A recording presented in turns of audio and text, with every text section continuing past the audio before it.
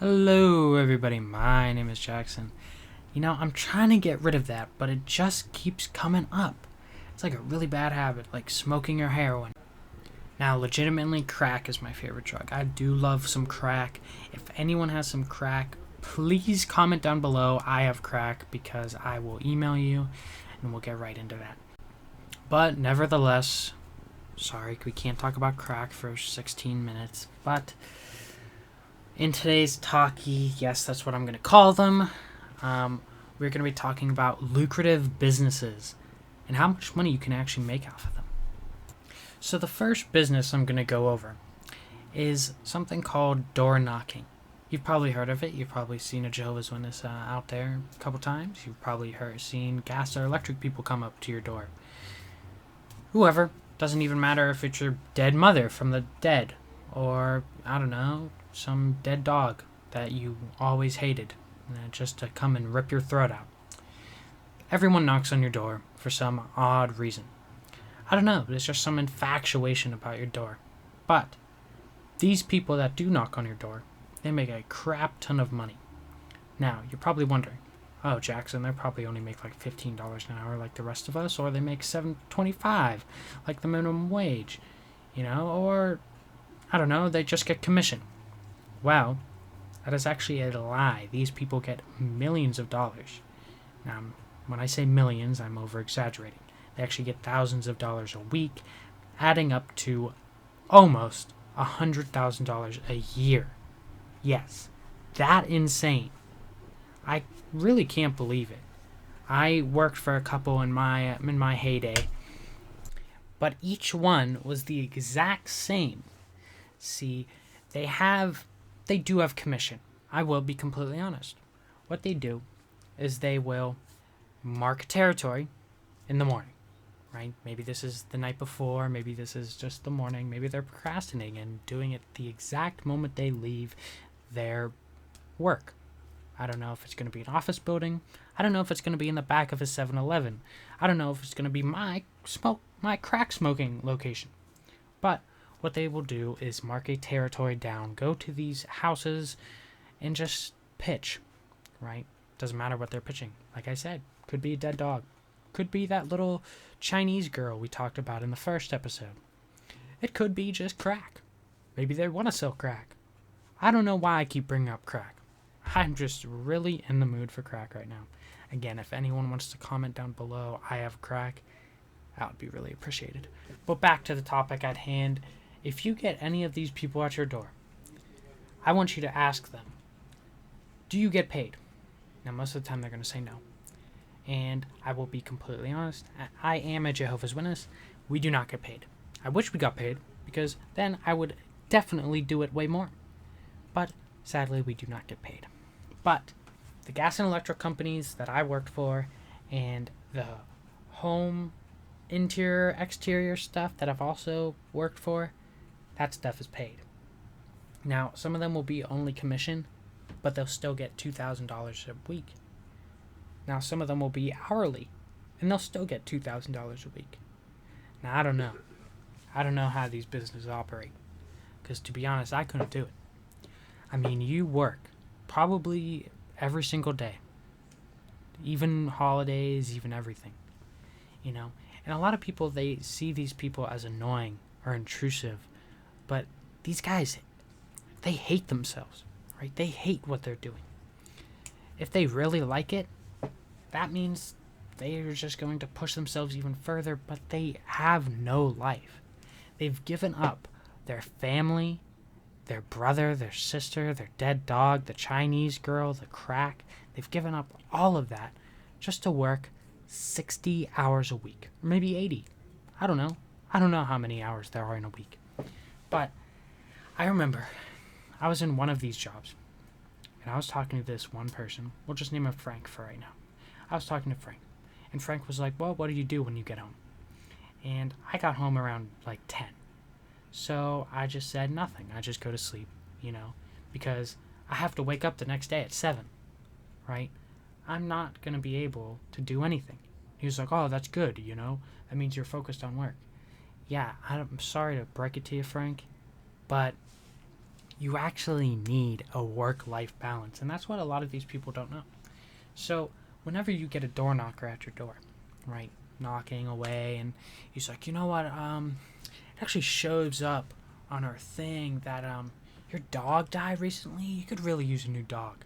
I don't know why I keep coming back to that, but it's just a good example. They're probably not having a great day. Now, these people are trained to have a positive mental attitude, but we all know deep inside that they are dying inside and not having any fun. Because I'll be honest, who would? You're in the elements for 8 hours a day, maybe even 12. And it could be raining, it could be snowing, the old man could be snoring. And everything would bank off that. Now look, you could get some pity points with some random lady in the street that wants to sell cookies, or, get some pity points from just some old grandma who is just eating people, and then wants to eat you, so she's going to buy whatever you're selling. But it's tough, man, because, like I said, these people, they put their entire lives into this and then get a door slammed on their face, right? Now, I wouldn't blame them. I would also slam the door, to be honest. But now, actually working inside of these things, I have learned that these people are very, very broken. And you pity them, After a while, you pity them. Because you're like, I couldn't do that. I couldn't walk for 3 miles for 12 hours every day. I couldn't do that. And I'll be honest, I couldn't either. It's tough, and I don't blame anyone for not being able to do that. Nor do I blame people for being able to do that. In one of my old jobs, there was a guy. I won't say his name, so I'll just call him Joe. Joe, he would work 40 hours a week at a nice little restaurant. If he did the door knocking, I completely bet you he'd be perfect for that. Sure, he hates talking to people, and sure, he looks like a rat, but I think he would have a better chance at door knocking than he would at the restaurant, because the restaurant people hate him. And yes, I'm not lying. These people absolutely despise him. But what I'm trying to say here is that the unwantables, the people who work way too hard, the people who want a crap ton of money and would sacrifice everything for it, they're the door knockers. And next time someone knocks on your door, right, and they're not trying to talk to you, they're just trying to sell something, listen to them. Because they don't have anything else. That may sound mean, but it's true. Because every single thing I've said in this video has told you that all they live around is work. And that's another thing I wanted to talk in this video, is working yourself to the bone is not a good thing. Sure, you might get a crap ton of money out of it, like our man Joe, or like our man Frank. But is it really worth it to push your body to an extent where it shouldn't? Push your mind mentally to a place it shouldn't, to keep going, keep working, and you don't even see your family. Now, sure, you'll see your family 2 hours in the day. 2 hours. Because you'll sleep the rest. Right? That's kind of insane to me. I don't know about you guys, but that's absolutely insane to me. I believe in work and life balance. Because there was one person. See, my dad, he worked at a delivery company for a while. And my dad, he actually, he was one of those people. Worked himself to the bone. Probably worked himself to death. And this guy, he was like, why are you here? Why do you keep showing up? And he's like, oh, I gotta make money. And he goes, well, think about your family first. Then think about money. And my dad wrote him off as a weirdo and that he shouldn't talk to him. But there's some thought to that. Because, think about it. You'll be 81. You'll be on your deathbed. Or, you know what? Better age. You'll be 100. You'll be on your deathbed. No one is going to show up because you didn't put time into those relationships. You didn't put time with your son, your daughter, your sister, your brother, your mother, your father. Well, your mother and father would not be alive at that time. Maybe your brother and sister too. But children, wife, husband, whatever. You don't have the time that you put into those relationships at all. All you have is money, and you die on a bed of money. And in a J. Cole song, yes, I am quoting a J. Cole song, the second verse says, "You can't take it when you die, but you can live without it." And that is how these people run. But they don't think about that. See, what they think about is the now. And sure, I completely agree. I think we should focus on the now.